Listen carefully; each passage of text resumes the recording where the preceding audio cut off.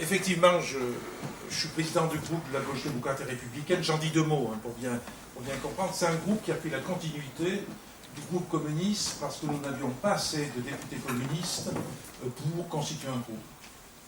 Donc à partir de... C'était même... Ça a commencé, ce groupe, en 2007, en fait, avec l'apport de deux députés d'outre-mer, un député de la Martinique, Alfred Marie-Jeanne, qui par la suite d'ailleurs est devenu président de la collectivité de Martinique pendant un mandat, et une députée de la Réunion, qui est Huguette Bello, qui est devenue par la suite présidente de la collectivité de la Réunion. Et ce groupe, à l'origine, qui avait seulement deux députés d'outre-mer, a beaucoup grandi avec des députés d'outre-mer d'autres territoires. Alors actuellement, le groupe de la gauche démocrate et républicaine rassemble les 12 députés communistes, je pourrais dire les 12 derniers, mais le mandat précédent, on était 11. Là, on est 12, et 12 députés communistes, et on a à côté de nous 10 députés d'outre-mer. Ces 10 députés d'outre-mer, on a la totalité de la Polynésie, c'est-à-dire les 3 députés de la Polynésie française, dont un d'ailleurs est devenu, depuis un an, président de la Polynésie française. On a 3 députés de la Réunion, et auparavant on avait donc Huguette Bello, qui est devenue présidente de la collectivité de la Réunion. On a 2 députés de la Martinique, et on a les 2 députés de Guyane. On couvre la totalité de la Guyane, et c'est d'ailleurs un député de notre groupe qui est devenu aussi président de la collectivité de Guyane. C'est pour ça que je dis en définitive, on est comme une pouponnière, on produit des députés de collectivité. C'est-à-dire, je dis ça parce que le fait que des députés progressistes d'outre-mer s'associent avec des députés communistes et par la suite deviennent présidents de leur collectivité territoriale, ça montre qu'on n'est pas des repoussoirs, et on travaille avec eux d'ailleurs la main dans la main, on les accompagne, on les conseille, on les respecte, et ils font un travail à nos côtés comme si en fait ils étaient députés communistes. Au début on avait des réunions différentes, il y avait 2 composantes, on peut dire qu'aujourd'hui il y a une seule composante. Et on a donc ce groupe qui est assez original, qui a 22 députés, et donc que je préside j'ai été la première fois président en 2012, et puis renouvelé 2012, 2017, 2022, et je pensais ne plus l'être, mais au regard des liens que j'ai entretenus avec les députés d'outre-mer, les collègues ont souhaité que je fasse le début du mandat, je passerai le manche assez rapidement à un autre président de groupe pour préparer l'avenir. Et je dis ça parce que quand j'ai commencé à écrire le livre, j'étais persuadé qu'en juin 2022, j'aurais plus de disponibilité que j'ai eu. Je pensais que je serais plus président du groupe. C'est un gros travail. Il a fallu que je termine. Et il a fallu que je fasse toutes les conférences comme celle d'aujourd'hui. Et en plus de ça, c'est greffé dessus ma candidature aux élections européennes. Donc j'en profite un peu. Certains endroits, je fais une réunion sur les élections européennes, une autre sur Cuba, etc. Et mais je ne le ferai pas ce soir, quand je peux glisser qu'il y a une liste pour les élections européennes et sur laquelle je suis en 5e position, donc en position éligible, je dis oui, mais à condition qu'on fasse 5%. Donc je ne suis pas là pour ça. Mais c'est très très important quand même, je le dis, si vous pouvez en parler autour de vous, de se mobiliser pour que notre liste fasse 5% pour avoir des élus. Donc c'est fait. Quand quelqu'un Fabien Roussel me dit alors tu as parlé des élections européennes, tu n'as pas seulement parlé de Cuba, mais je dis si, je parle bien des élections européennes aussi au passage, et pas seulement de Cuba. On témoignera. Donc je ne mens pas. Sur Cuba. Alors, sur Cuba, d'abord le livre que j'écris, je le précise, c'est un livre qui exprime notre solidarité avec Cuba, et le bénéfice du livre, la totalité des bénéfices du livre, vont à la solidarité avec Cuba, je tenais quand même à le préciser. Ce livre, c'est vrai qu'il m'a demandé beaucoup de travail, il faut que je fasse des recherches. Je ne l'ai pas fait écrire par quelqu'un d'autre, je l'écris directement, parce que quelquefois des hommes politiques, des femmes politiques, ont ce qu'on appelle des nègres, mais non, ça m'a demandé énormément de travail. J'ai bien sûr des articles que j'avais écrits auparavant, que j'ai recyclés. La seule chose que je me suis fait aider par une stagiaire pour faire un travail de recherche documentaire sur la législation américaine, puisque des États-Unis, parce que j'ai 3 chapitres du livre qui sont consacrés au blocus, et ça a exigé de faire une recherche pour savoir quels étaient les textes qui avaient été votés, les lois qui avaient été votées aux États-Unis. C'est le seul élément, et j'en ai tiré donc une synthèse qui constitue 3 chapitres du livre. La solidarité avec Cuba, c'est pas de la charité. C'est pas de la charité parce que Cuba a beaucoup, au contraire, d'exemples à nous donner de leur propre solidarité. Et c'est là-dessus que je voudrais commencer. La révolution cubaine a mis en place un régime qui, dans son ADN, dans son quotidien, multiplie les actions de solidarité avec d'autres États par le monde. Et donc aujourd'hui, Cuba est dans une situation extrêmement difficile, catastrophique, on pourrait dire. Je dis bien catastrophique.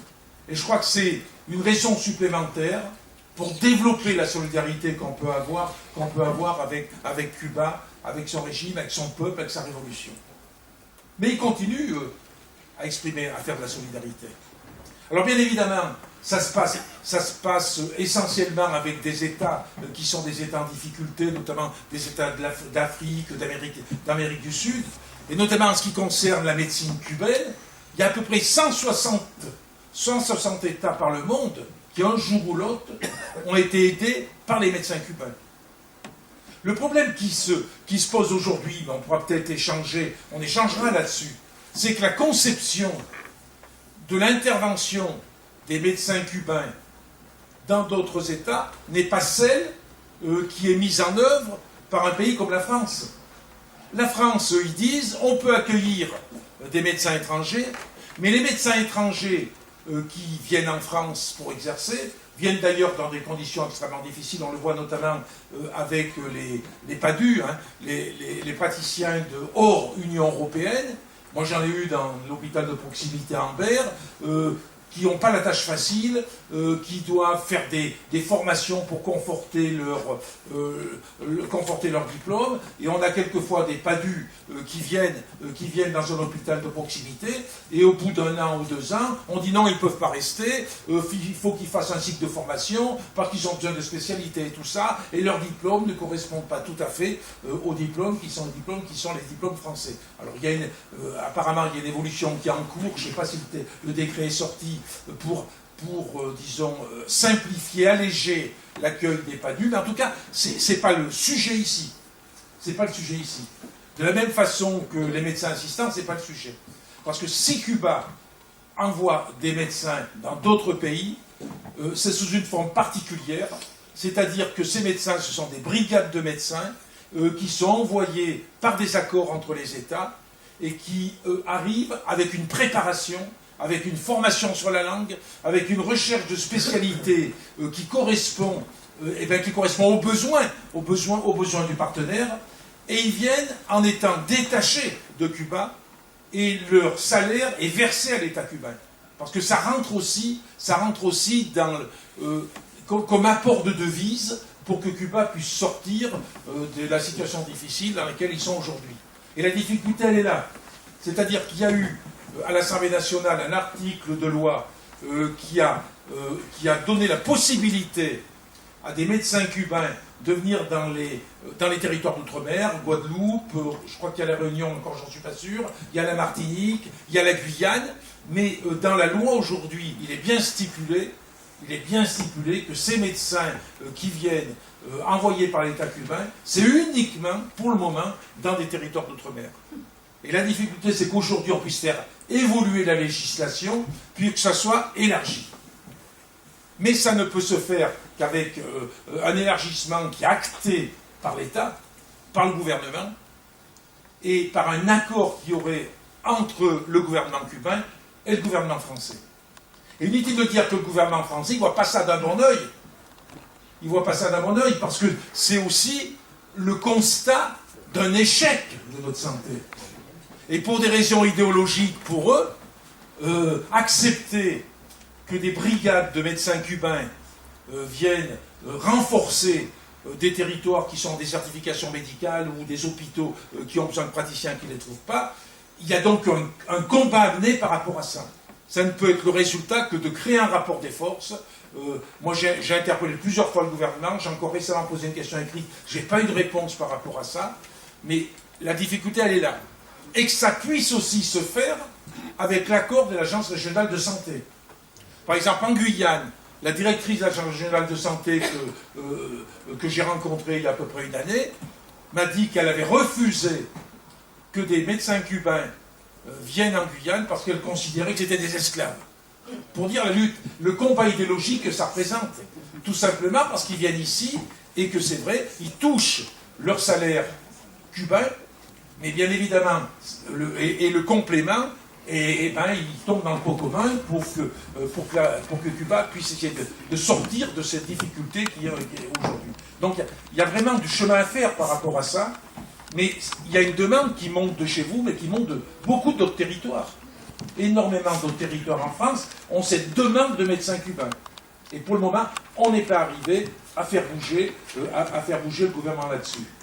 Donc il nous amuse, bien évidemment, mais ça va demander ça demande un vrai combat.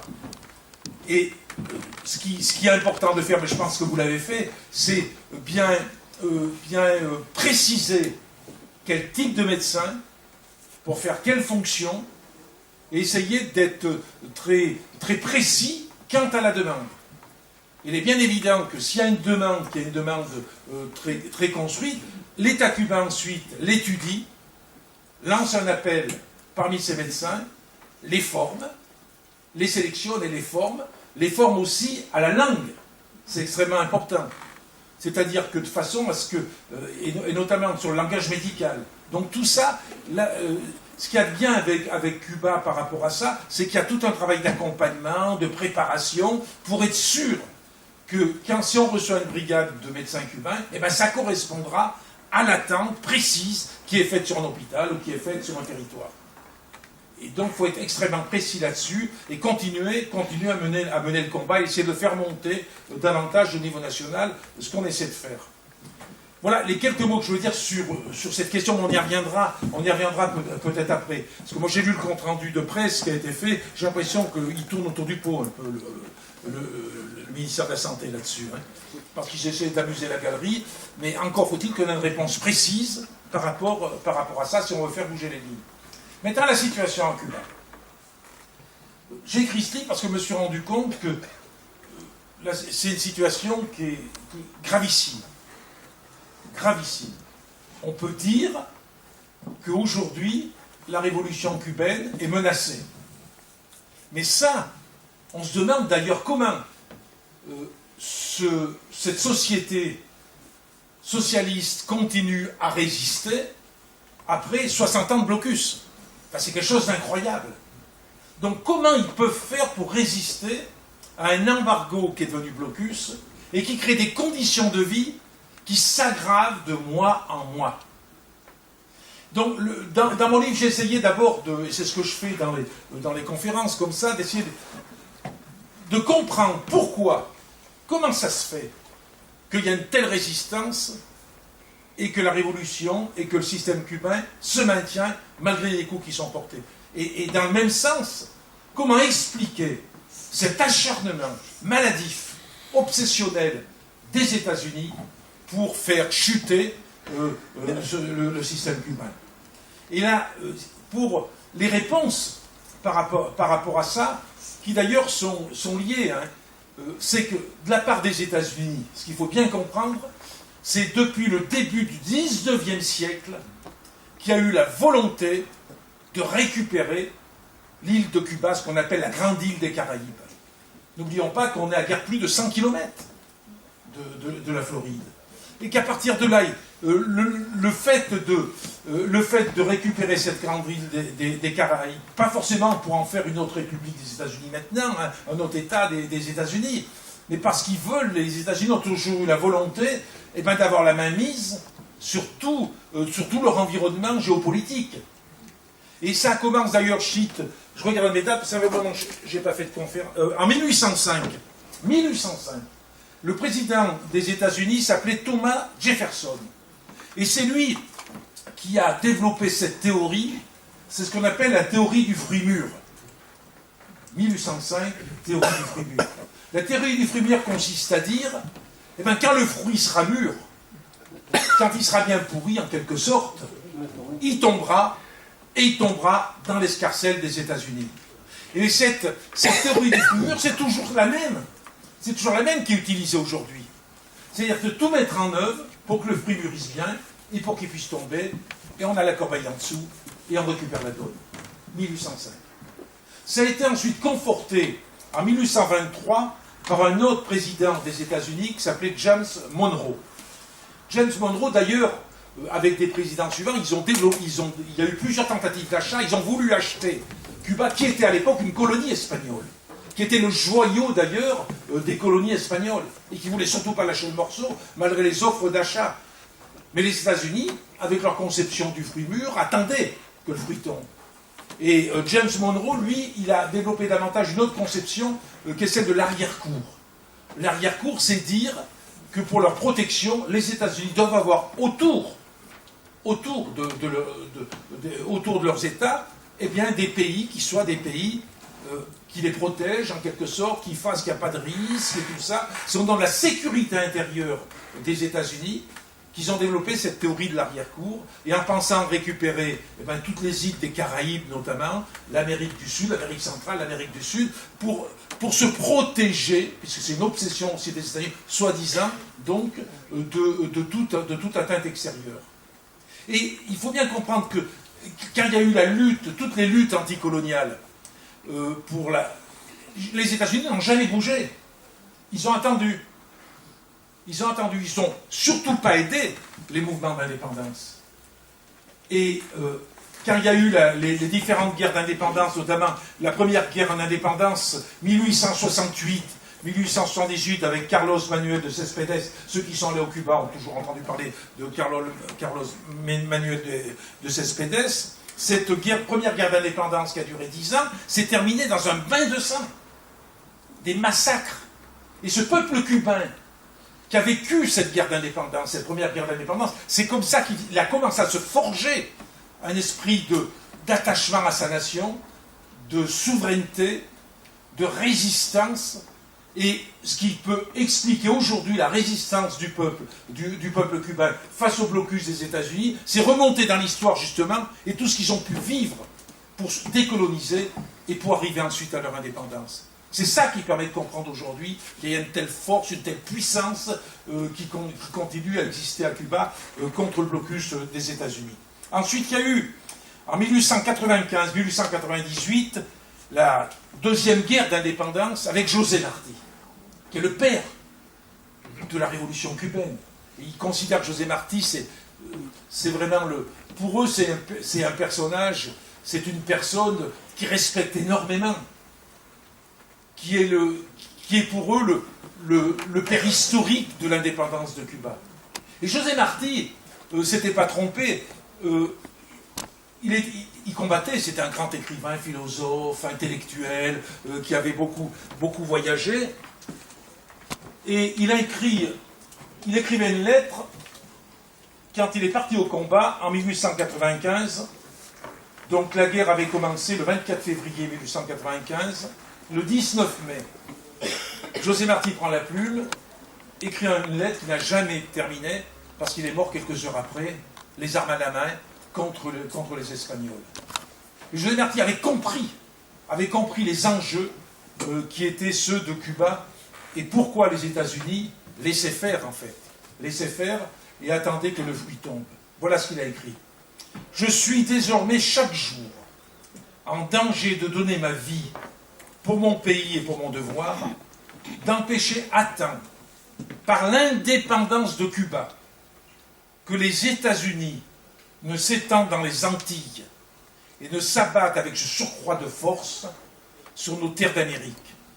Tout ce que j'ai fait jusqu'à ce jour et tout ce que je ferai, c'est pour ça. » Quelques heures après, il mourait, la lettre a été inachevée. Il y a tout là-dedans. Il avait compris que la lutte de décolonisation, qui devait aboutir le plus rapidement possible, c'est aussi le moyen de créer un État indépendant et que les États-Unis ne mettent pas la main sur la grande île, sur l'île de Cuba. Et puis, à la suite de ça, avec l'indépendance de Cuba, en décembre 1898, eh ben, les États-Unis ont fait ce qu'ils voulaient faire, c'est eux, jusqu'en 1959, qui en fait, de fait, eh ben, ont dirigé, d'une façon ou d'une autre, l'État cubain, soit en plaçant, et c'était le cas du premier président de la République cubaine, un Américain, un citoyen des États-Unis, qui est devenu le premier président, en imposant, par ce qu'on a appelé l'amendement Platt, en imposant le fait que les États-Unis se réservaient le droit d'intervenir chaque fois qu'ils le voulaient, s'ils considéraient que la politique cubaine était en contradiction avec, ou du moins risquait de porter préjudice aux États-Unis. Ils ont placé des dictateurs. Il y a eu notamment Machado, qui a dû rester, qui est resté de 1933 à 1944. Puis il y a eu Batista, de 1952 à 1959. Et Batista, notamment, a transformé l'île de Cuba en, on le dit souvent, en forme de bordel, quoi. C'est-à-dire, c'était les salles de jeu, c'était la prostitution, c'était la mafia, qui se réunissaient d'ailleurs à La Havane. Ceux qui sont allés à l'hôtel national à La Havane, c'était le siège, en fait, des mafiosi qui étaient là. Hein. Les grands dirigeants de la mafia mondiale étaient sur Cuba. Et eh bien, c'est ce qui a amené à la Révolution, la Sierra Mestra, et 1959, la prise de pouvoir. Et je ne vais pas revenir, bien évidemment, sur toutes les étapes de la révolution cubaine, mais maintenant essayer de comprendre comment les États-Unis ont pu créer cette situation, à partir de ce que je viens de dire sur cette volonté de dominer Cuba. Ben, ça a été, tout d'abord, dès 1960, ils ont sorti une loi de 1917 qui n'avait quasiment jamais été utilisée, mais qui n'avait pas été abrogée. C'est l'interdiction du commerce avec l'ennemi. 1917, quand les États-Unis sont rentrés dans la Première Guerre mondiale, aux côtés de la France et de la Grande-Bretagne, eh bien, les États-Unis avaient fait cette loi pour ne plus commercer avec les États qui étaient avec l'Allemagne. Et ils ont ressorti ça. Et dès 1960, ils ont établi un blocus entre les États-Unis, un embargo entre les États-Unis et Cuba. Il faut savoir que Cuba était sous une domination totale des États-Unis. Par exemple, c'est un flux qui est un flux régulier. Les produits de première nécessité, ils traversaient les 100 km. Il n'y avait quasiment pas de dépôt, de hangar. C'était une domination de l'économie états-unienne sur Cuba. Avant la Révolution, qui était quasi totale. 70% du transport, il y avait les ports, il y avait donc le sucre, il y avait l'énergie, tout ça était entre les mains de sociétés des États-Unis. Et donc, bien évidemment, il y avait ce flux commercial, qui était un flux commercial quotidien, qui a fait dès 1960, ils ont interdit à toute société des États-Unis de faire du commerce avec Cuba. C'était le début, en fait. Au début, c'était un embargo. C'est-à-dire que l'embargo, il concernait uniquement les États-Unis vis-à-vis de Cuba. Ils ne pouvaient pas supporter qu'il y ait à leur porte qu'il y a un État comme la Révolution cubaine. Ça, ils ne pouvaient pas le supporter. Donc, ils ont créé l'embargo. D'ailleurs, s'ils ne pouvaient pas le supporter, c'est parce qu'il y avait bien évidemment des conséquences économiques pour eux à la suite de la Révolution, mais il y a aussi une autre dimension, c'est la dimension purement idéologique. C'est ce que j'appelle, ils voulaient supprimer ce qu'ils veulent toujours, c'est faire en sorte qu'il ne puisse pas y avoir la réussite de notre régime politique que la soi-disant démocratie occidentale. C'est ça. Je l'exprime aussi autrement, je dis c'est supprimer l'hypothèse communiste. C'est dire un système socialiste. Et bien, le système socialiste, il conduit à l'échec économique. Le système socialiste, il conduit aux atteintes aux libertés. Le système socialiste, il ne peut pas répondre aux intérêts d'un peuple. Et à partir de là, bien évidemment, pour eux, pour faire ces démonstrations, il faut que la révolution cubaine et bien se casse la figure. C'est ça. Il y a derrière une dimension idéologique extrêmement forte. Il y a bien sûr aussi la dimension dont je parlais, qui est la dimension économique. Parce que dès qu'ils pourront, si le régime s'effondre, ils vont mettre la main, comme avant 1959, ils mettront la main sur l'économie cubaine. Et ça sera facile, parce qu'ils font actuellement une politique de la table rase. Ensuite, Cuba a pu quand même se développer grâce à la coopération, à l'aide qui était apportée par les républiques socialistes, notamment par l'Union soviétique, qui faisait qu'il y a eu un développement régulier. Le peuple a vu ce que pouvait représenter comme avantage la révolution cubaine, mais ça a duré jusqu'en 1990. Et quand en 1990, il y a eu l'effondrement brutal de tout l'espace d'Europe centrale, l'Union soviétique et toutes les républiques socialistes, quand il y a eu cet effondrement, du jour au lendemain, il y a eu un effondrement du produit intérieur brut cubain qui a représenté entre 35 et 40%. Il faut mesurer ce que ça a pu représenter. C'était la période spéciale, extrêmement difficile, où les Cubains ont quand même résisté, parce que là, il y avait Castro, avec sa faconde, avec ses discours, il emportait le peuple, il emportait les foules, et il expliquait comment il fallait tenir, et ils ont tenu le coup. Mais là, il y a eu une volonté des États-Unis vraiment de faire chuter. C'est là que petit à petit, l'embargo des États-Unis contre Cuba s'est transformé en blocus. C'est ce qu'il faut bien comprendre. Ils ont pris, en 1992, ils ont voté une loi, en pleine période spéciale, alors qu'il y a eu l'effondrement du bloc socialiste, ils ont voté la loi Torricelli. La loi Torricelli, elle consiste en quoi? Elle consistait à dire aucune société états-unienne, quel que soit le lieu où elle est dans le monde, ne doit commercer avec Cuba. C'est-à-dire qu'ils ont rendu planétaire, en quelque sorte, l'embargo, qui est un embargo unilatéral des États-Unis contre Cuba, pour que ça concerne l'ensemble de la planète. Deuxième décision, entre autres, dans cette loi Torricelli, un cargo qui accoste à Cuba n'a pas le droit d'accoster sur un port des États-Unis pendant 6 mois. Il faut mesurer ce que ça représente en termes de fret maritime et tout ça. Si un cargo doit aller à Cuba, il doit revenir à vie. Et donc, ça, c'est une deuxième décision qui existe toujours, qui est toujours utilisée. Donc, ça limite considérablement les possibilités d'échanges commerciaux entre Cuba et d'autres États. Et ce qui explique d'ailleurs pour ceux qui font notamment de la coopération, je pense à Cuba Coopération, qui envoie régulièrement des containers et tout ça, le coût des containers. Parce que ça renchérit considérablement le transport maritime, le fait que le bateau, le cargo qui va à Cuba, il aura toutes les difficultés pour revenir avec une marchandise, avec des marchandises. Donc ça a des conséquences qui sont importantes. La troisième décision qui a été prise dans cette loi Torricelli, qui est toujours valable aussi, qui est aussi catastrophique, c'est que tout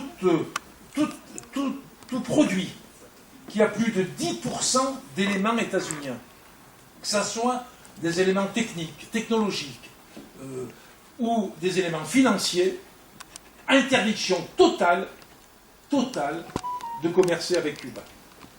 Je ne sais pas si vous mesurez ce que ça peut représenter, tout ça. Les conséquences sont énormes. Énormes. Je cite deux anecdotes dans le livre. Il y a quelques années, l'ambassadeur cubain m'appelle et il me dit, camarade, il dit toujours camarade, on n'a plus d'ascenseur. Je lui dis, vous n'avez plus d'ascenseur? Il dit, on n'a plus d'ascenseur. Tout simplement parce que toutes les entreprises françaises d'entretien d'ascenseurs, de maintenance d'ascenseurs ou d'installation d'ascenseurs ont plus de 10% de composantes technologiques ou électroniques et financières des États-Unis. Donc l'entretien ne se faisait plus. Ils ont réussi à trouver une petite entreprise française qui a pris le relais, qui n'avait aucun lien avec les États-Unis, mais ça a été la croix et la bannière. Pareil au niveau financier. Il y a 2-3 ans de ça, l'ambassadeur m'appelle et il me dit « On nous ferme nos comptes bancaires. » Je dis « On vous ferme vos comptes bancaires ?» Il me dit « Oui, on a des comptes à la Société Générale. De mémoire, c'est à peu près 400 000 euros pour faire fonctionner l'ambassade et 400 000 euros pour le consulat, pour les visas, tout ça.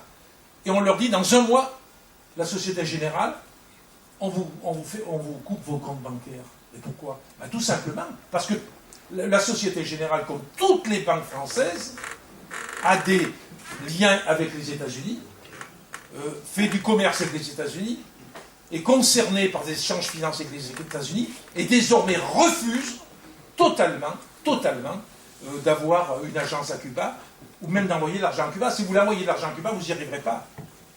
Y compris les associations. Cuba Coopération s'en est sorti récemment. Cuba Coopération ne pouvait plus avoir de compte. Il y en a Cuba Coopération ici, ils ne pouvaient plus avoir de compte avec Cuba. Donc pour envoyer de l'argent, de solidarité, tout ça, ou même un particulier qui va envoyer de l'argent à un ami cubain, c'est impossible. Et Cuba Coopération a réussi à trouver une banque, il y a une seule petite banque en France, qui est très peu connue, c'est la banque de Lubac, qui accepte d'ouvrir un compte, ça a été le cas avec Cuba Coopération, ou qui accepte de faire transiter de l'argent pour envoyer de l'argent à Cuba. C'est la seule banque. Il n'y a aucune autre banque en France, que ce soit le Crédit Mutuel, le Crédit Agricole, toutes les banques. BNP Paribas, eux, ils ont été condamnés à 9,2 milliards d'amende pour ne pas avoir respecté le blocus avec l'Iran, Cuba et le Yémen. Donc tout le monde a la pétoche. Tout le monde a les pétoches. Donc, ça crée une situation qui est extrêmement difficile. Ça, c'est des résultats encore, mais qui ont été aggravés par la suite de la loi Terroichelli de 1992. Ensuite, en 1996, je crois, si je ne me trompe pas, sur les dates, en 1996, il y a eu ce qu'on appelle la loi Helms-Burton, qui a encore accentué le blocus. Mais elle n'a pas été approuvée en totalité, elle n'a pas été utilisée en totalité immédiatement, elle l'est depuis 30 ans. Et alors là, c'est catastrophique. C'est ça qui a vraiment créé une situation d'asphyxie quasi totale de Cuba. Pour une raison bien simple, voilà en quoi ça consiste, la loi Helms-Burton, c'est qu'à la Révolution, il y a eu la nationalisation totale. Toute l'économie cubaine a été nationalisée. C'était nationalisé soit à des biens qui étaient des biens appartenant à des étrangers, soit à des Cubains. Le fait de nationaliser des biens de ses propres citoyens, au niveau international, c'est quelque chose qui est tout à fait légal. Il n'y a aucun problème pour nationaliser les biens d'un citoyen de son propre pays. Ça, c'est la liberté d'un pays de faire cette politique-là. Pour des biens qui appartiennent à des citoyens d'un autre État, il faut indemniser. Ce qu'a fait Cuba. Mais les États-Unis ont toujours refusé. Donc les États-Unis se sont toujours opposés au fait que des biens qui ont été nationalisés à des citoyens des États-Unis soient utilisés par d'autres. Et si quelqu'un utilise des biens qui ont été nationalisés à des citoyens des États-Unis, eh bien il les poursuit en justice. Et avec des pénalités extrêmement importantes. Mais là où c'est plus grave, c'est que tous les biens qui ont été nationalisés à la bourgeoisie cubaine, tous ces entreprises cubaines qui exploitaient le peuple, qui s'étaient faites des fortunes à Cuba, ont immigré, ont émigré aux États-Unis et sont devenus citoyens des États-Unis. Et bien la loi Helms-Burton considère qu'un Cubain qui est devenu citoyen américain, citoyen des États-Unis, eh bien, ça ouvre droit aussi à des poursuites, qui sont des poursuites organisées par la justice des États-Unis contre tout bien utilisé, qui ont été nationalisés à la Révolution. Et c'est le fond du blocus. Et on arrive à une paralysie absolument complète. Je vais vous donner quelques exemples. La SNCF, par exemple, avait passé un accord avec les chemins de fer cubains pour apporter une coopération sur des ateliers, un atelier de réparation et de remise en état de locomotive et un atelier de remise en état des voitures, des wagons quoi, de voyageurs. Eh bien, ces ateliers étaient censés être sur des terrains ou sur des bâtiments, dans des bâtiments qui avaient été nationalisés à la Révolution. Donc la SNCF s'est refusée à maintenir cet accord de coopération. L'aéroport de ceux qui sont allés à La Havane, vous voyez le bordel que c'est à l'aéroport. La dernière fois que j'y suis allé, j'ai attendu 4 heures, je crois, ma valise, parce que tout c'est en panne, parce que c'est une situation qui est une situation extrêmement difficile. Il y avait un accord avec l'aéroport de Paris, impossible de respecter cet accord. L'aéroport de Paris s'est retiré tout simplement parce que des pistes de l'aéroport de La Havane a été propriété de Cubains dont les biens ont été nationalisés à la Révolution et sont devenus ensuite des citoyens américains. Et cette situation fait qu'aujourd'hui, on ne trouve plus une entreprise occidentale, et notamment française, qui accepte de s'installer à Cuba. Et pourtant, Cuba a besoin d'entreprises extérieures pour pouvoir se développer. Mais c'est une trouille terrible. Il y en a deux, en gros, qui passent à travers les gouttes. Il y a Bouygues, parce qu'ils ont créé une société complètement indépendante. Et Bouygues, ils ont les moyens juridiques et tout ça pour pouvoir se protéger, ils sont protégés avec une société qui est complètement indépendante, étanche de la société Bouygues, et qui n'a aucun lien avec les États-Unis, qui n'utilise jamais le dollar. J'y reviendrai là-dessus. Et donc, ils continuent à travailler avec Cuba. Et il y a Pernod Ricard, et Pernod Ricard est toujours poursuivi par la justice avec Havana Club, hein, est toujours poursuivi par la justice des États-Unis, parce qu'on considère que Pernod Ricard utilise des raffineries qui ont été nationalisées à la Révolution. Donc aujourd'hui, des entreprises françaises qui veulent aller à Cuba dans le cadre de coopération n'y vont pas. N'y vont pas. Et petit à petit, ça crée une situation qui est terrible au niveau économique pour Cuba. Et le blocus fait que ceux qui sont allés à Cuba récemment, je ne sais pas si vous avez regardé, quand on va dans la campagne par exemple, vous trouvez des tracteurs qui sont à l'abandon. Tout simplement parce qu'il n'y a pas de pneus et il n'y a pas de pièces de rechange. Sur 75 ou 80 locomotives cubaines, il en reste, je crois, qu'une douzaine aujourd'hui qui peuvent servir. Si bien toutes les lignes de chemin de fer, des lignes de chemin de fer qui étaient des lignes de chemin de fer quotidiennes, ben ces lignes, c'est une fois par semaine, quand la locomotive arrive à fonctionner. Au niveau de la santé, j'ai rencontré à la fois que j'y suis allé, c'était une délégation parlementaire, c'est au mois de septembre dernier. Au niveau de la santé, on a rencontré par exemple le centre de néphrologie qui organise les dialyses. Eh ben, ils ont du matériel de dialyse aujourd'hui qu'ils ne peuvent plus utiliser parce que les pièces de rechange n'arrivent pas, parce que le blocus empêche, y compris sur le matériel médical, de maintenir à niveau des pièces. Et ça provoque des morts. Ou des dialysés, aujourd'hui, ne peuvent plus l'être. Enfin, il faut mesurer. Et les médecins cubains continuent à se battre de façon incroyable. De façon incroyable. L'agriculture cubaine, on a dit l'agriculture cubaine, c'est l'agriculture la plus écologiste, la plus bio du monde. Certes, parce que comme il y a le blocus, ils ne peuvent pas recevoir d'engrais, pas de pesticides, là ils n'ont pas le problème du glyphosate. Comme il y a un blocus complet. Donc ils sont obligés de développer de l'agriculture, mais qu'il y ait une agriculture, je le dis, contrairement au regard qu'on peut donner, là, en disant, j'ai lu ça, c'était Pierre Rabhi qui disait que c'était, avec le Burkina Faso, c'était les deux États qui étaient les plus bio du monde. Oui, mais la situation aujourd'hui, elle n'est pas comme ça. C'est-à-dire, si vous n'avez plus de pesticides, plus de phytosanitaires, plus d'engrais, et si à côté de ça, vous n'avez plus de matériel, parce que s'il n'y a plus de pesticides, il faut du mécanique. Or, les tracteurs sont hors jeu avec le blocus. Donc la situation, y compris au niveau agricole, n'est pas du tout ce qu'on peut penser. D'ailleurs, quand on voyage dans Cuba, on le voit bien. On voit des espaces considérables qui ne sont pas exploités. Parce qu'ils n'ont plus les moyens de les exploiter. C'est bien. Il faut comprendre. Ça, moi, ça me fout les tripes en l'air quand je vois ça. Ça me fout les tripes en l'air. Et même là où c'est exploité, il faut ensuite que la récolte, eh ben, il faut la transporter. Mais s'il n'y a pas de gasoil ou pas de camion pouvant rouler pour transporter la récolte, elle va pourrir sur place. Ou alors, il faut des champs réfrigérés. Or, aujourd'hui, les coupures d'électricité sont continuelles parce qu'il n'y a pas suffisamment de gasoil qui arrive de pétrole qui arrive pour pouvoir alimenter les centrales thermiques. Donc, c'est une situation qui est une situation extrêmement compliquée, extrêmement difficile, qui fait que le niveau de vie est en train de baisser, qui fait qu'il y a une inflation terrible, et qui fait qu'il faut qu'on prenne conscience et qu'on développe encore davantage la solidarité. Bon, je ne devrais pas le dire ici, parce que c'est sans doute ce coin de France je le dis sans vous flatter, c'est sans doute peut-être le coin de France où il y a le plus de solidarité avec Cuba. J'en parle dans mon livre d'ailleurs, hein, parce que ce qui est fait notamment autour de l'agglomération de Saint-Brieuc, moi je considère que c'est absolument remarquable. Remarquable. Et c'est un exemple qui devrait être suivi, c'est ce que j'essaie d'expliquer là où je passe, qu'il faut développer cette solidarité.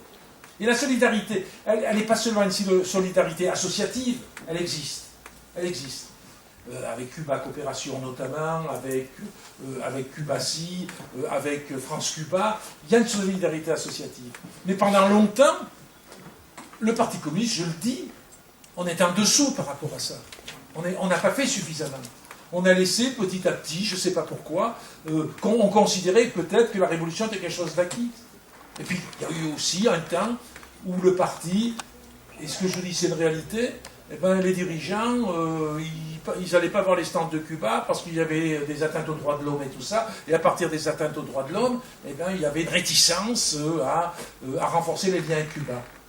Or, c'est pour ça qu'on en a fait au dernier congrès une grande action, une action de solidarité avec Cuba, qu'on affiche, vraiment qu'on considère comme prioritaire, parce que, pour toutes les raisons que je dis, si le régime cubain s'effondre, quel message par rapport au monde? Quel message pour les peuples d'Afrique, qui considèrent Cuba comme une étoile, comme je dis, une étoile dans la nuit, hein? Quel message pour les peuples d'Amérique du Sud, qui regardent aussi Cuba comme étant une forme de, pas un modèle, parce que Cuba n'a jamais considéré que c'était un modèle, mais comme un exemple en quelque sorte de ce que peut faire un État qui donne le pouvoir au peuple. Donc, c'est quelque chose qu'il faut qu'on comprenne, et qu'on comprenne les conséquences de ce que serait l'effondrement. Pas l'effondrement du régime, mais surtout l'effondrement pour le peuple cubain. Et faire en sorte qu'on accompagne le peuple cubain pour qu'il passe cette étape difficile. Parce qu'avec Trump, tout le monde s'imagine que beaucoup de gens s'imaginent que le blocus n'existe pas. Enfin, c'est incroyable. Vous discutez autour de vous, il y a des gens, ils disent, et on me dit, moi, mais il n'y a plus de blocus à Cuba, parce qu'il y a eu Obama. Alors, je leur dis, vous êtes des abrutis, quoi. Non, parce qu'avec Trump, il est revenu sur tout ce qui avait été décidé par Obama, qui avait ouvert la porte. Elle n'était pas ouverte en grand, la porte, mais il avait quand même ouvert la porte. Et bien, non seulement Trump est revenu là-dessus, mais il a aggravé le blocus avec toute une série de mesures. C'est quelque chose d'incroyable. Et non seulement il a aggravé par des mesures le blocus, mais en plus de ça, la veille de quitter la Maison-Blanche, il a pris une décision unilatérale, complètement injustifiée, d'inscrire Cuba comme un pays complice du terrorisme. Voilà. Et il y a 3 jours, ils ont dit, ils ont essayé de tourner autour du pot, les États-Unis, j'ai noté à peu près, je ne sais pas si vous l'avez vu, ça, c'est quelque chose de... il y a 2 listes. Il y a la liste des États qui ne coopèrent pas à fond avec les efforts antiterroristes. Ça, c'est le langage des États-Unis. Eh bien, ça a été levé. Mais par contre, ils ont maintenu la liste des États sponsorisant le terrorisme. C'est-à-dire, ils considèrent que Cuba sponsorise, c'est le terme, hein, sponsorise le terrorisme. Et à partir de là, Cuba reste inscrit comme étant sur la liste unilatérale, hein, décision des États-Unis, dans la liste donc des États qui sponsorisent le terrorisme. Et à partir de là, ça justifie le blocus. Et à partir de là, Cuba n'a plus accès aux financements internationaux parce que c'est considéré comme un État terroriste. De façon complètement injuste, injustifiée, tout ça, sans aucune explication. Sans aucune explication. Là aussi, c'est un combat qu'il faut continuer à mener pour que Cuba soit enlevé de cette liste états-unienne comme étant un pays terroriste. Mais ça rentre dans cette volonté des États-Unis de faire chuter en fait le régime cubain.